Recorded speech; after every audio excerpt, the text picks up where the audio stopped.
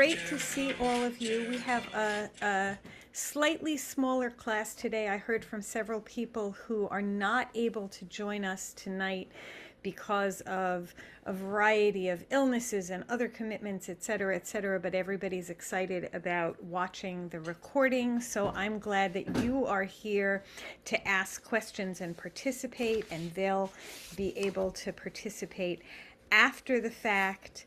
I'm just going to do a brief intro since I think most or all of you have been here before or watched the videos for prior classes. There's a source sheet. It has Hebrew on it. We'll use it a little bit. Please don't feel intimidated by the amount of Hebrew. There are people here at all levels, from complete beginners to rabbinical students, and everyone is welcome. There are no unwelcome questions. Whatever you have to ask, someone else is thinking the same question, so just articulate it. That's great. We all come from different perspectives about the source of the text that we're wrestling with. But I think that we can all agree that these are the stories of our people that have been told for endless generations, and the commentaries and the debates about them have been what people have been doing for centuries before Netflix and TikTok came along. But most importantly, we can find ourselves somehow in the text, and we can learn from example what we want to emulate and what human impulses we need to monitor and control in ourselves and recognize and give grace for in others. So we are recording all the classes. If you don't want your words or images recorded, you can turn off your camera and use the chat for questions. There is no set charge for these classes. You're welcome to donate to pnashur.org/donate. Class is going to be about an hour long. There is no class next week. I'm going to send out a calendar with cancellations and updates for several weeks in February and early March. So you'll be getting a flurry of emails about that. But I want to try to be clear about when we're going to be on and off. So I would like us to unmute so we can all hear each other's voices as we say our blessing for Torah study, which ends with La'asok b'divrei Torah. Baruch atah Adonai Eloheinu melech haolam asher kidshanu b'mitzvotav v'tzivanu la'asok b'divrei Torah. So we are finally actually diving into the book of Joshua today. The book of Joshua is 24 chapters long. We are not going to spend a week on each chapter, but there are some really fascinating stories that will take up a lot of our attention, and this week contains a couple of them, so I hope we're going to get through chapters 1 and 2 today. The book itself can be broadly divided into 4 main sections. The first section is entry into Canaan and the initial conquest, which is chapters 1 through 5, which covers the challenges ahead and the national failures in the past to contrast them with the triumphs to come. It includes God commissioning Joshua, reiterating his promise, the promise to him, and the command to conquer the land, the preparation to cross the Jordan River, spies being sent into Jericho, the crossing of the Jordan River, which has a miracle in and of itself that you may or may not be familiar with, but there will be some interesting reminiscences there, setting up of memorial stones, circumcision, the celebration of Passover, and the renewal of the covenant. Then we will go on to the next portion of the book, which is the conquest of Canaan, which is chapters 6 through 12. That includes the war of conquest, capturing Jericho, defeating the Canaanite kings, one in the south and one in the north. Then division of the land, which is chapters 13 through 22, as the territories are divided up among the tribes with boundaries and place names, and the definition of cities of refuge. So we'll actually go back and look at the Torah for that a little bit to remind ourselves about the cities of refuge. And the eastern tribes are returning home, which we're going to talk about a little bit today, and then that's where that happens. And then the last part is chapters 23 and 24, which is Joshua's farewell address, his parting words telling the people to follow God's ways so that they can succeed in the new land. And there are several themes that we're going to find in the book as we go. So if you notice any particular themes as we're studying, you may want to note them. I'm just going to mention them quickly in passing. We will revisit the themes as we go throughout, and when we get to the end of our classes, we're going to talk about them in some depth. But very quickly, the themes include trust in God, obedience to God. The entire book hinges on the idea that success is contingent upon obedience to God's commands, and Joshua as a model of faithful leadership, and the contrast between Joshua's faithfulness and the disobedience of another character in the story.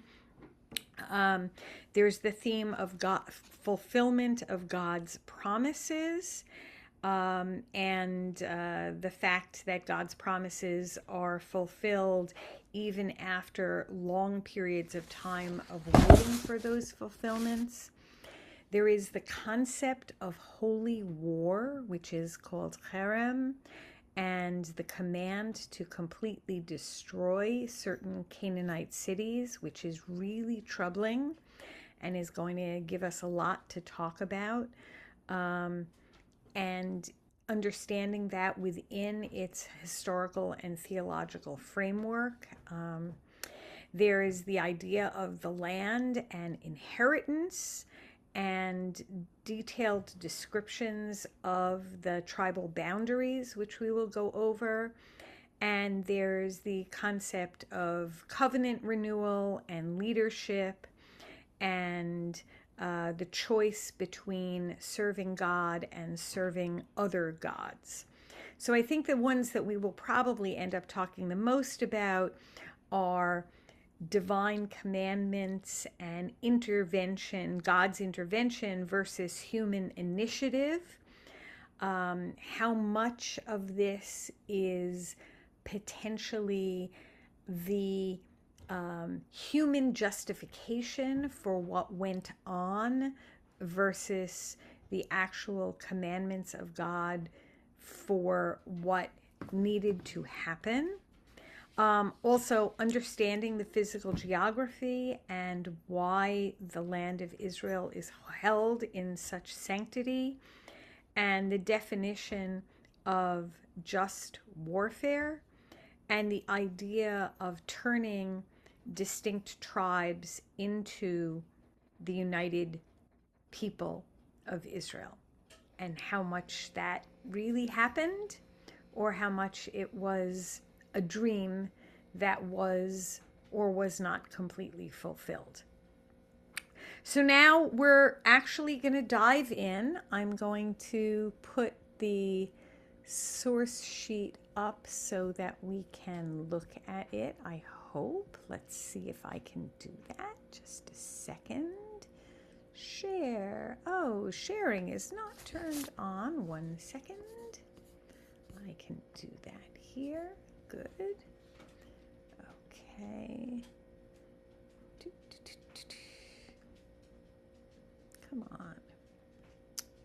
Hope I'm going to be able to do it. There we go. Share.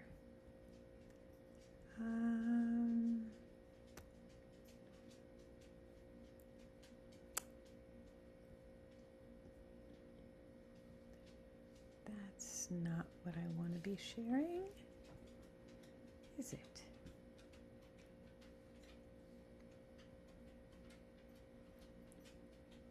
There we go. Okay. But it's not really full size, is it? Well, it's close enough, I think. So you'll see where we are. Okay. So it's very clear that the beginning of Joshua is a continuation of the end of Deuteronomy. So you've possibly heard of the Torah referred to as the Pentateuch. Have you ever heard of that phrase? Right? Okay, so the Pentateuch is a fancy Greek way of saying the 5 books. Pentateuch, right? That's 5 books. So there are some 19th century scholars who actually connected the book of Joshua to the Torah and called it the Hexateuch, or the 6 books, rather than the Pentateuch. So we're going to read from the very beginning of the book. And I will note that this is actually the Haftarah portion that we read as the final portion of when the final portion of the Torah, Vizot HaBracha, is read every year. And we'll talk about Haftarah in just a minute. But why don't we go ahead and read this first portion of Joshua 1 through 9. What happened to my note about Haftarah? Oh, I put it in the wrong spot. Okay, we'll zoom forward to that in a second. Diane, do you want to read 1 through 9? Sure. Okay. After the death of Moses, the servant of God, God said to Joshua, son of Nun, Moses' attendant, my servant Moses is dead. Prepare to cross the Jordan, together with all this people, into the land that I am giving to the Israelites. Every spot on which your foot treads, I give to you, as I promised Moses. Your territory shall extend from the wilderness and the Lebanon to the great river, the river Euphrates on the east, the whole Hittite country, and up to the great sea toward the setting of the sun on the west. No one shall be able to resist you as long as you live. As I was with Moses, so I will be with you. I will not fail you or forsake you. Be strong and resolute, for you shall apportion to this people the land that I swore to their fathers to assign to them. But you must be very strong and resolute to observe faithfully all the teaching that my servant Moses enjoined upon you. Do not deviate from it to the right or to the left, that you may be successful wherever you go. Let not this book of the teaching cease from your lips, but recite it day and night, so that you may observe faithfully all that is written in it. Only then will you prosper in your undertakings, and only then will you be successful. I charge you, be strong and resolute. Do not be terrified or dismayed, for the eternal your God is with you wherever you go. Thank you. Okay. So we've got some geography here. We've got a huge amount of land that is part of this promised land.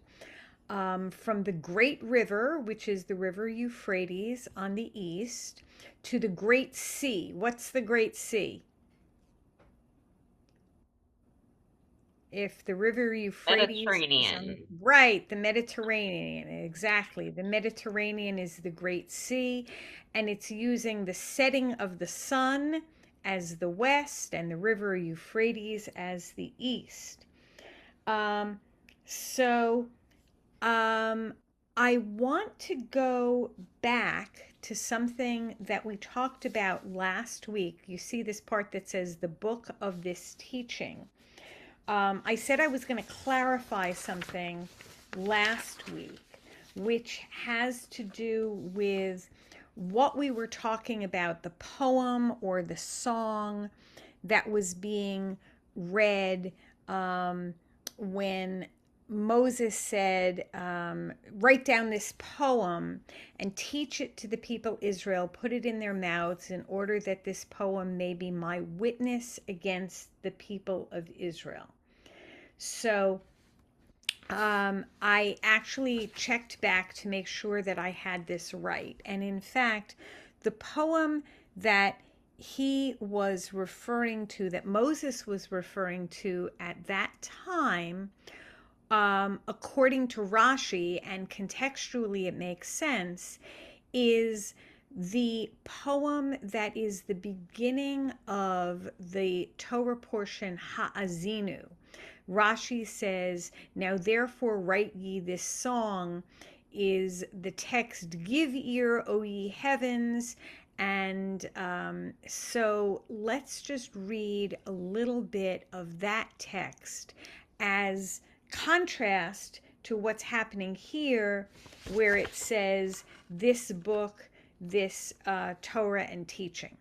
So, Joan, could you read the Deuteronomy, the Ha'azinu, the poem that Moses read when he was saying, you have to memorize this and keep this in your hearts? Give ear, O heaven, let me speak. Let the earth hear the words I utter. May my discourse come down as the rain, my speech distill as the dew, like showers on young growth, like droplets on the grass.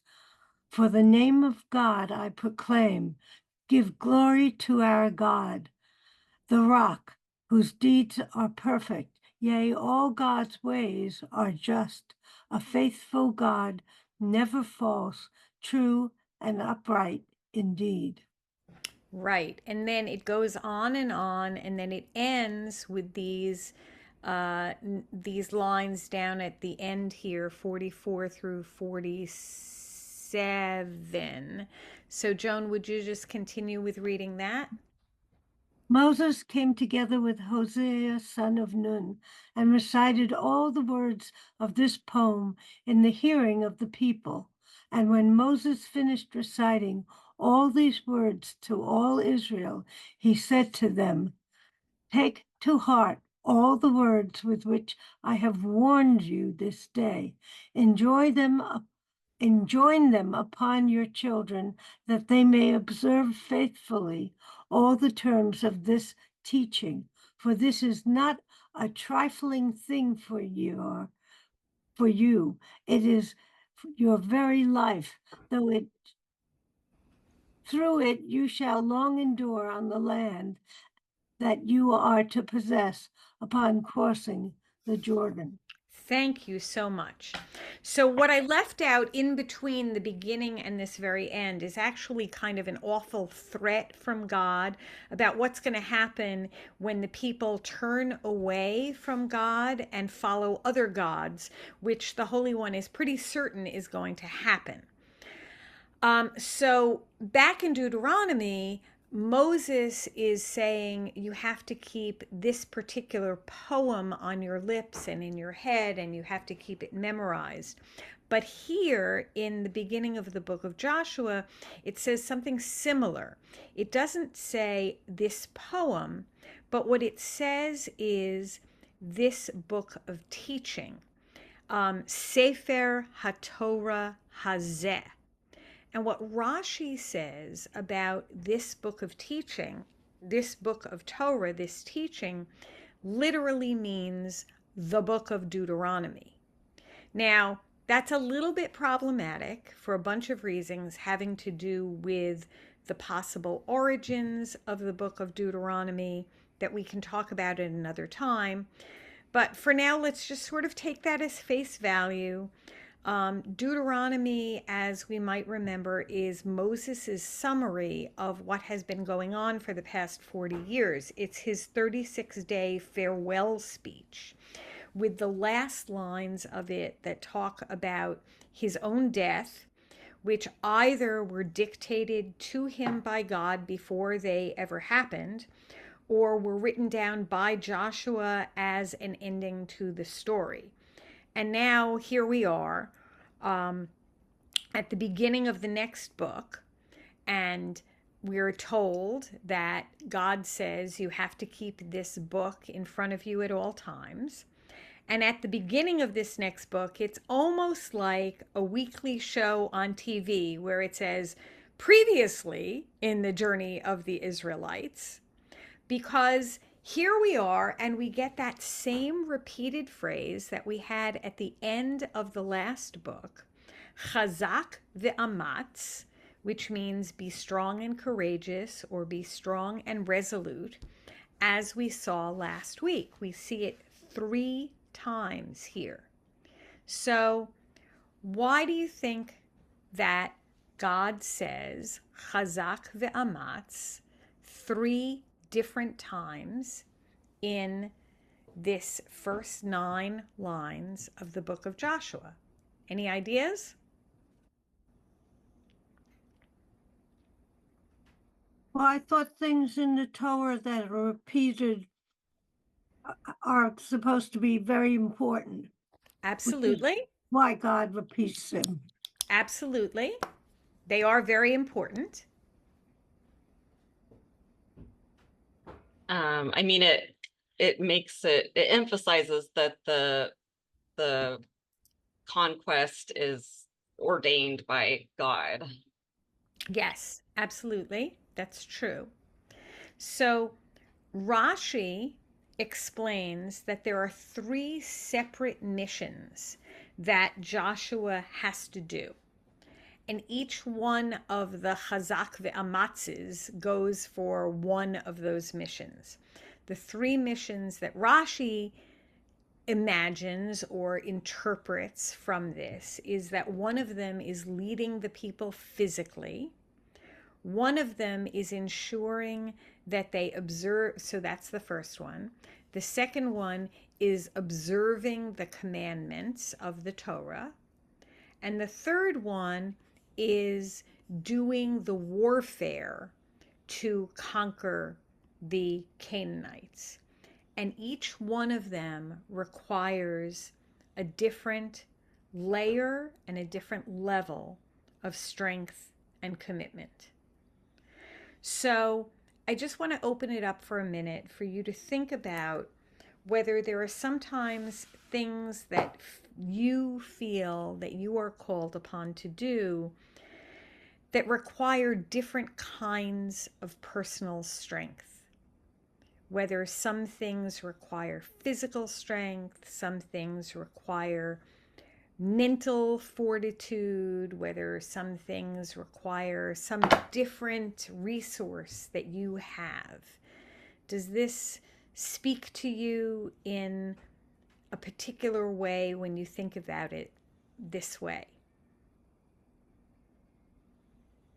If you have something you'd like to share, please do. If not, and you just want to nod, that's fine too.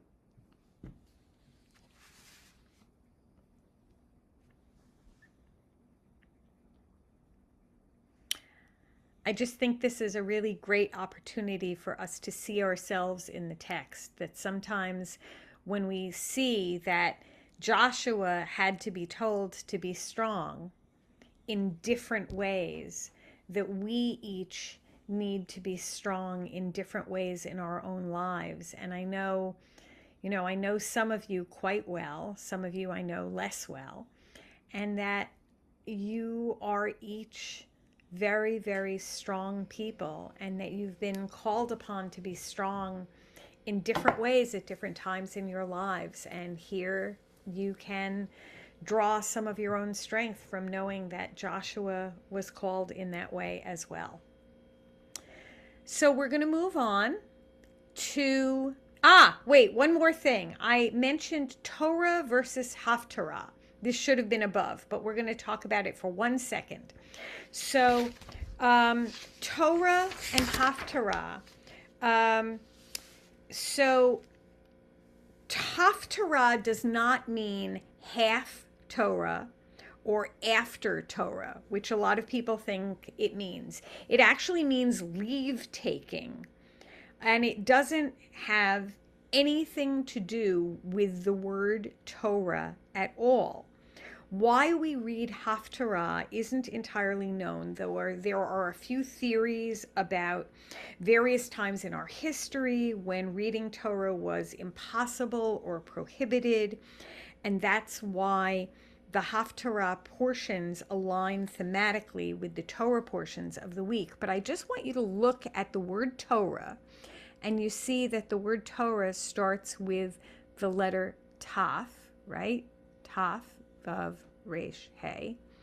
Haftarah does not have the word Torah in it at all. It has a tet in the middle of it. It is not spelled the same. It is not the same word. So that I find fascinating and interesting. It's whether you find it fascinating or not is up to you, but it is not the same thing. Okay, Do you that know should what have the been. root word is? Um, it's got to be pater. Patar. Patar, Yeah, yeah. yeah, yeah, and it has to do with leave taking. Mhm. Pater. Okay, so we're going to go on and read Joshua 1:10 through 18. Susanna, can I ask you to read that, please? Yes. Okay. Joshua thereupon gave orders to the officials of the people, go through the camp and charge the people thus. Get provisions ready, for in 3 days' time you are to cross the Jordan in order to enter and possess the land that the Eternal your God is giving you as a possession. Then Joshua said to the Reubenites, the Gadites, and the half tribe of Manasseh, remember what Moses, the servant of God, enjoined upon you when he said, the Eternal your God is granting you a haven and assigning this territory to you. Let your wives, children, and livestock remain in the land that Moses assigned to you on this side of the Jordan. But every one of your fighting men shall go across armed in the van. That's funny, the van Yes. of your kindred. And you shall assist them until God has given your kindred a haven, such as you have, and they too have gained possession of the land that the Eternal your God has assigned to them. Then you may return to the land on the east side of the Jordan, which Moses, the servant of God, assigned to you as your possession, and you may possess it. They answered Joshua, we will do everything you have commanded us, and we will go wherever you send us. We will obey you just as we obeyed Moses. Let but the Eternal your God be with you as with Moses.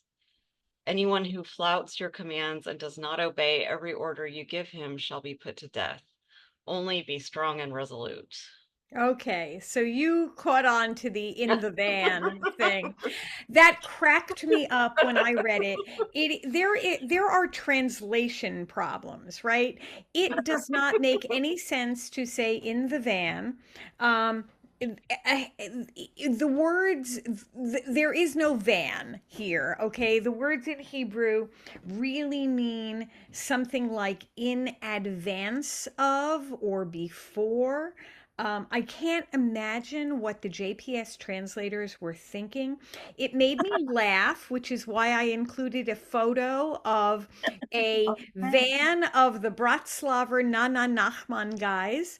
If you've ever seen them, they're joyful and hilarious.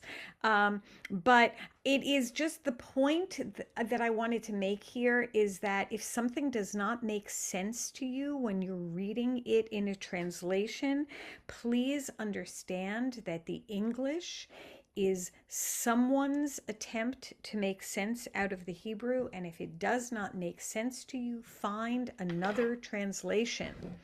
In the van makes no sense here at all. But it really means in front of or in advance of or as shock troops for. So, when did this all happen? First of all, there is no thereupon in the text. There is no word thereupon in the Hebrew. There's just a v. There's an and.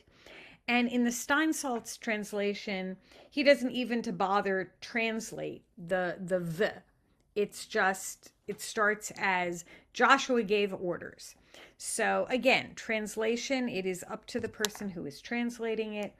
But according to Rashi, and therefore according to most of the other sages, this conversation happened on the 8th day of Nisan. Rashi says, Yehoshua commanded. He did this on the day that completed the days of mourning for Moshe. Moshe died on the 7th day of Adar and was mourned for 30 days. So Adar is 29 days long. And so the crossing would have started on the 10th of Nisan, which is just a few days before Passover. This was 3 days before the crossing itself. So here we have him saying, we're going to do it in 3 days. Why do you think they are given 3 days time?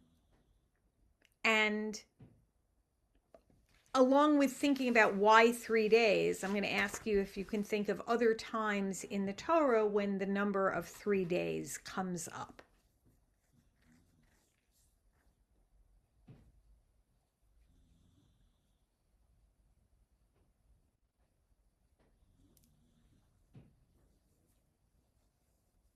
I don't have an answer for the 3 days Okay. part, but I am remembering, I think, a part in Genesis where Jacob is told to, or he decides to leave all the women and children on one side of the Jordan, and then he crosses over. Like, am I Yeah. remembering that correctly? I don't think there's a 3 days there, but maybe No, there is, no, no, and I no. don't have that. Yeah. No, Oh, he it's does. no, it's just the act of leaving half the community on one side of the river, and then Oh, it's like that. This seems very much like a repetition or a, oh, you're right. There is definitely something where he leaves everybody on one side and he goes over to another side. There is absolutely yeah, something like that that happens. yeah. I'm just wondering if that, I mean, I'm sure that has been written about, and like the Certainly. significance of the river and the And division of the, yeah, but yes, going across the river and leaving some people behind. Yes, yeah. there is definitely there is something reminiscent there. Absolutely. So I found a lot of other references to things that take 3 days. Um, Jonah spends 3 days in the fish's belly. Esther tells the people to fast for 3 days. Um, the Moses asks Pharaoh to let them go for 3 days into the wilderness to sacrifice to God. Um, Before the revelation, Moses tells the men to cleanse themselves for 3 days and not to go near a woman for that 3 day period. Yeah, we have a lot that we could talk about that, but this is not that class. Um, it when the plague of darkness descends, that happens for 3 days. Um, Nineveh is such a huge city that it takes 3 days to walk across it. Um, in Joseph's dream for the cupbearer and the baker, he says something is going to happen. These things are going to happen 3 days from now. Pharaoh is going to pull you out of the dungeon and either kill you or restore you to your old level. But it seems to me that 3 days is a significant amount of time for preparation and for introspection. It's not too long, it's not too short. Maybe it's kind of just right. So, the other thing that we have going on here is the whole story about some of the people staying on the east side of the Jordan River and some people going over, most of the people going over to the west side. So perhaps you remember where that comes from in Deuteronomy, but I'm going to have us read a little piece of that portion and then I'll summarize the rest of the story. So, um, I'm going to go back around. I see that Robin and Diane are both, I don't see them. So if either one of you want to read, that's fine. But otherwise, I'm going to go back to Joan. Joan, could you read about the Reubenites and the Gadites? The Reubenites and the Gadites owned cattle in very great numbers. Noting that the lands of Jazer and the Gilead were of regions suitable for cattle, the Gadite and Reubenite leaders came to Moses, Eleazar the priest, and the chieftains of the community, and said, "The land that God has conquered for the community of Israel is cattle country, and your servants have cattle. It would be a favor to us," they continued, "if this land were given to your servants as a holding. Do not move us across the Jordan." Moses replied to the Gadites and the Reubenites, "Are your brothers to go to war while you stay here? Why will you turn the minds of the Israelites from crossing into the land that God has given them?" Great. Okay. So what happens here is they say, we don't want to live there. We want to live here. It's really good grazing land. And Moses gets really angry. He thinks that they are giving up, that they want to stay behind, and that it's just like the story with the 10 scouts all over again. And that God is going to get angry again, and that the whole thing is going to be a mess. But they say, no, no, no, no, no. We will go ahead. We will fight and help conquer the land. It's just that once the land is conquered, we want to come back and live here with our families. And so Moses says, okay, if you will be the first ones in battle, if you will be the shock troops, then you can do it. And then you can come back and live here with your children and your flocks. So that is, in fact, what is going to happen. And I want you to take a look at these maps. So what I have here is a map of the ancient Israelite tribes, and then a map of current day Israel along with Jordan and Syria, and Lebanon is up here.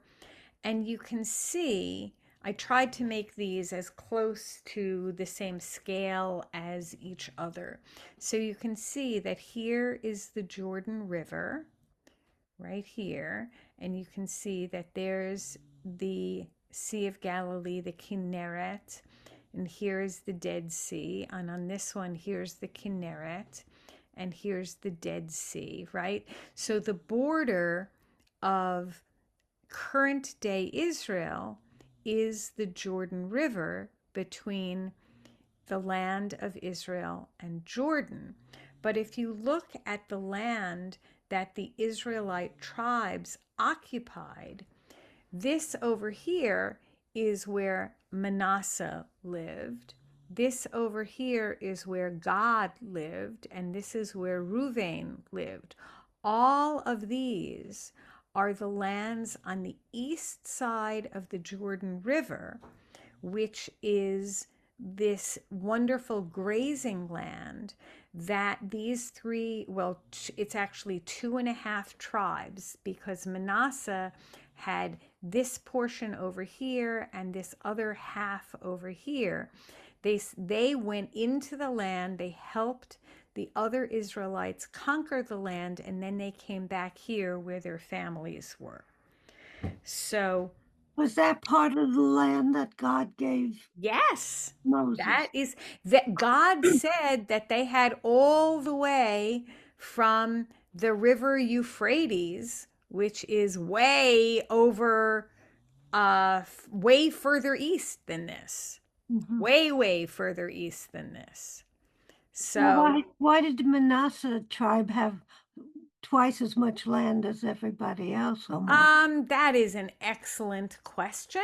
Um, I maybe we will find out more about that when we move forward. The allocations of the tribal lands had a lot to do with the size of the tribes. And I will check the numbers on that. They may have been the largest allocation. I'm not positive off the top of my head, but I will check on that. Is so that's one thing that you noticed. Is there anything else interesting that you noticed? So one of them is the question about the size. The different tribes are allocated different amounts. I guess It, I'm sorry. no, go ahead. I'm confused because I would have thought that they would be coming from the west, not the east, but the story makes it sound like they're crossing from the east. They are. They're crossing from the east. So how did they end up, but they're coming, they would have just come from Egypt. Is this a stupid question? They Is it? kind of came up and around. Oh, okay. They wandered for 40 years. Yeah, they came up and Right. around. Right, they did, but they also, I never imagined them going all the way around what is now Israel, but they Yeah, did. they Okay. did. They came up and around Okay. because the crossing, yeah, the crossing. I mean, I will see what I can do about getting an exact map that shows you where they would have crossed the Jordan. Right, because But it would obviously have been they, near yeah, Jericho. Yeah, right. it would have And been near Jericho.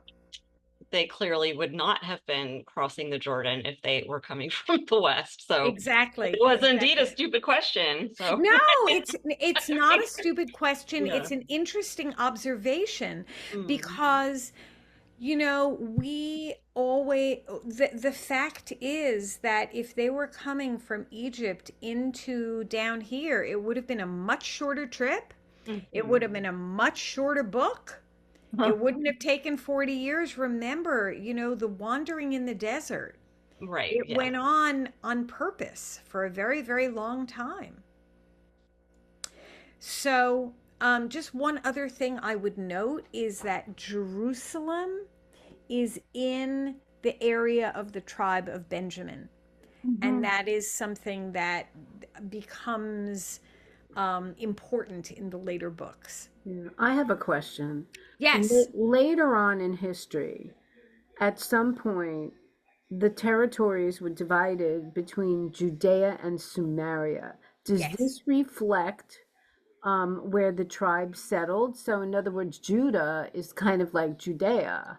Hmm. Um, Samaria, I don't know where that The was. northern tribes. So, Samaria is the northern tribes, and I'm not. This map does not distinguish between those two parts, but later I will bring up another map soon that shows you the distinction. But you're absolutely right that Judah is the is one of the ways that helps to distinguish the part that is Judea, and Samaria is the more northern part. Right. And then there were also the lost tribes, and this goes beyond, you know, uh, Yeah. Joshua's So time. right, but that's because the northern tribes, the 10 northern tribes basically got conquered and carried off, and we don't know what happened to them. So, yes. Yeah. You're talking about what happened in later history, but the other thing just to note here is that we are not really sure that the people actually ever really lived in exactly these territories. Some of this may be a little bit of historical fiction that was written in retrospect. And I know that there are those who take certainly Torah, but even, the first five books, but even the books beyond that as being completely revelation, and therefore would find any questioning beyond that to be um, to be sacrilegious, but it is unclear how much of it comes from people's understanding or people's wanting to write down the history as they remember it or want to remember it. So Everett Fox, in his book The Early Prophets, wrote, "The boundaries cited here are at best ideal borders as conceived at a later period. They do not correspond to any known historical reality in the Bible or elsewhere. But the language in allocating the land is reminiscent of Assyrian imperial thinking, an influence that appears throughout the first half of the Bible. The generalities of the boundaries, using wilderness, mountains, river, and sea, are typically the ones that are used in Assyrian records to indicate a king's vast rule." So we're going to move on to sending spies to Jericho. And unlike what we were talking about when Joshua was one of the scouts who were sent to scout out the land in Numbers, these are really spies. So let's see. Diane, could you please read Joshua 2 1 through 5? Joshua son of Nun secretly sent 2 men from Shittim as spies, saying, "Go reconnoiter the region of Jericho." So they set out, and they came to the house of a certain prostitute named Rahab, and lodged there. The king of Jericho was told, "Some men have come here tonight, Israelites, to spy out the country." The king of Jericho thereupon sent orders to Rahab, "Produce the men who came to you and entered your house, for they have come to spy out the whole country." The woman, however, had taken the 2 men and hidden them. "It is true," she said, "the men did come to me, but I didn't know where they were from. And at dark, when the gate was about to be closed, the men left, and I don't know where the men went. Quick, go after them, for you can overtake them." I just want to make a comment. That's a Sure. Haftorah. That is definitely a Haftorah. I remember it. Yes, absolutely. Okay, so we know quite a bit about the ancient city of Jericho. It was excavated starting by Charles Warren in 1868, and then by John Gusta in the 1930s, and Catherine Kenyon from 1952 to 1958. It's been described as a verdant island in a wasteland sea, an oasis fed by a series of underground springs, one of the first urban concentrations in the ancient world. By the time of Joshua, it had already been settled and resettled many times, and it also lies on a tectonic fault line, as do the ancient cities of Sodom and Gomorrah. So there are many theories about its destruction being related to a seismic event. Now, I am not an expert in ancient Near Eastern archaeology or earth science, so I will welcome anyone to send me articles in the next week or two that I can use and include in our presentation at upcoming classes when we talk about the city's actual destruction. But there are some things that are the same and some things that are very different about the scouts who were sent 38 years ago. And remember that Joshua was one of them, and the spies who are sent now. So, what do you see here in the spy story that might be either the same or different from the last time, from what you remember? The previous time they were just observers. Here they were really entrenched. They made friends. Rahab was one of those friends. She protected them. Yeah, So they were really kind of deep down spies. They were infiltrating. absolutely. Um, yeah, just, that's my observation. Anybody Oh, else? and there's nothing that says what, and it could, well, it comes later, the scouts report, so never mind. Yeah, we'll get to that. Right. So, anything else? Any other observations? So the number of them is very different. There were 12 the other time. This time it's only two. Like you said, they're clearly on a spy mission as opposed to the first time when they were really just going to sort of check things out.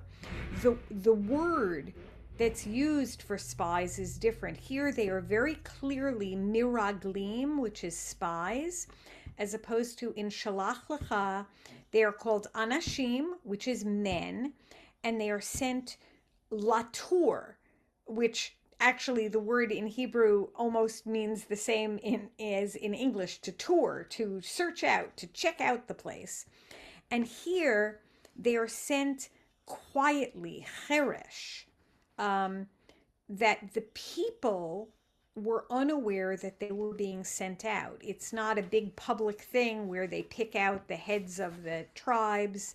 Um, Rashi says that the word cheresh means secretly, but it also means either earthenware vessels or stoneworker.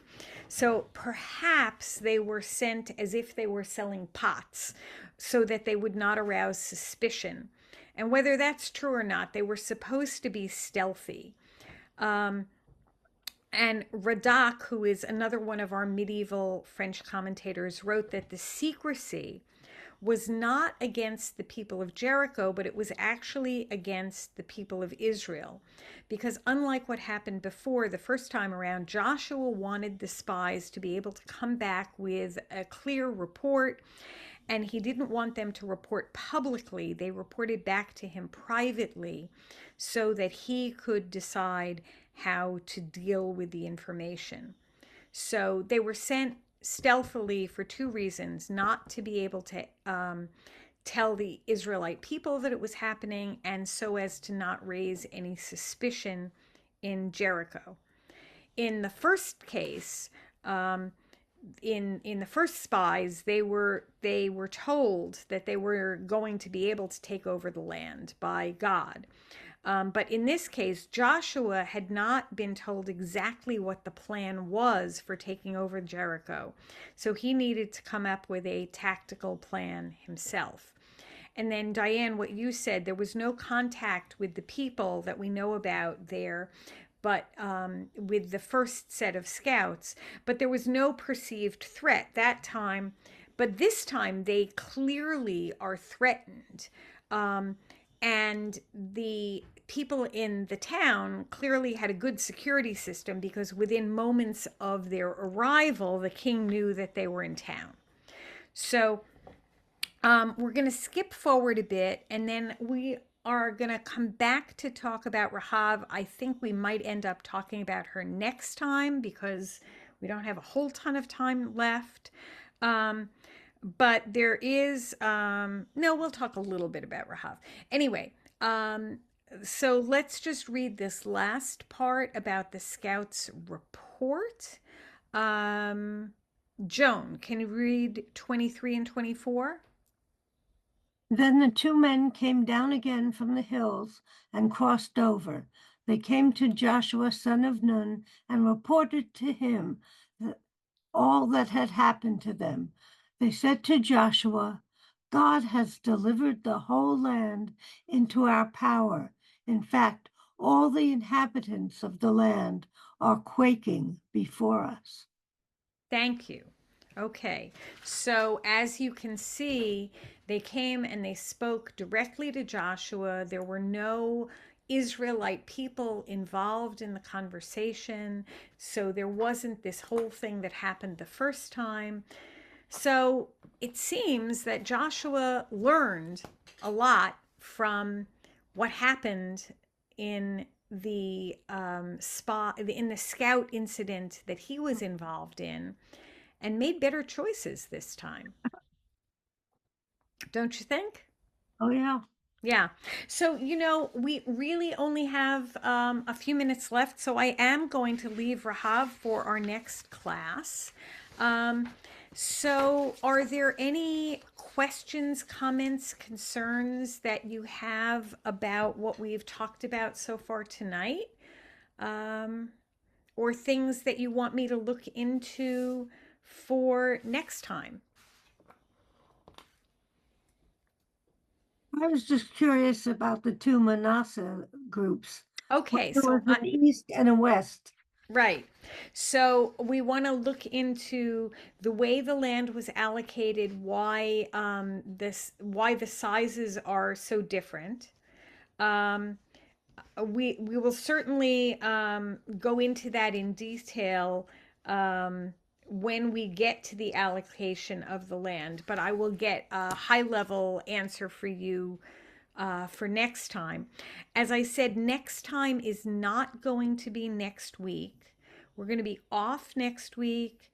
Then on February 4th, we're going to be off on February 11th, then on the 18th, and then we're going to skip 3 weeks and be on again on March 18th. You're going to get an email with all the details. I'm also going to be sending out a survey again in case you haven't yet told me about your reaction to the class, or if you have anything else to say, feel free to just email me. Akiva, did you have something you wanted to say? Yes. Okay, please come join. So I just wanted to say that the Torah often has two versions of things, two stories that have an echo, one from the other. And I think what you are implying, and I agree with, is that there are things to be learned from the second story. There's two stories of Genesis. There's two times when people are told it's a sister, not a wife, and so on and so forth.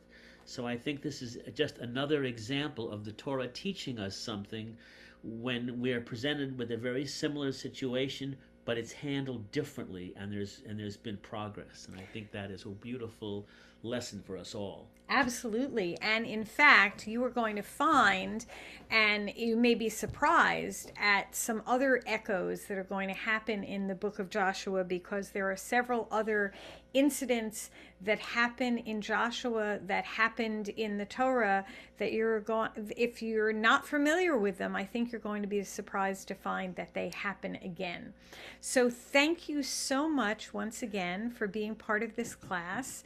I know we missed those who were unable to attend because of Purim spiel rehearsals and illness and other commitments, but we welcome you to be watching these videos, and we hope that you'll be able to attend live again soon.